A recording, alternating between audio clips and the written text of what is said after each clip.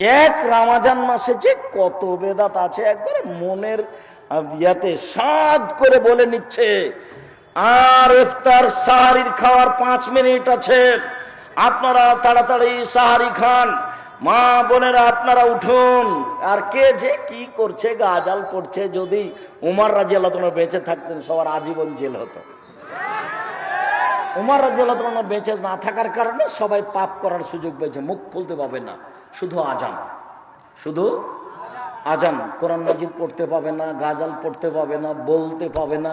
আপনি যে চিল্লাচিল্লি করছেন, অত তো আর একজন যে তাহাজ্জুদ পড়ছে। আমি তো ইমামের সাথে তারাবি পড়ি না, আমি তো নিয়মিত তাহাজ্জুদই পড়ি রাতে, ওই একই সালাত, যেটাই তাহাজ্জুদ সেটাই তারাবি। তা আপনি যে চিল্লাচিল্লি করছেন, তা আমার সালাতের কি হলো? কে আপনাকে চিল্লাচিল্লির অনুমতি দিল? আপনার হুজুরও বেদাতি, আপনিও বেদাতি। পুরো রমজানটা বেদাত দিয়ে ঘেরে রেখেছেন। কিসের ইবাদত খামাখা? আপনার খাওয়ার না খাওয়া দুটাই সমান। আপনি ছিলেন রোজা, সিয়াম ছিলেন না। সিয়াম মানে বিরত থাকা, রোজা মানে উপবাস থাকা। 16 আনায় মিছে জীবনটা আপনার, 16 আনায় মিছে।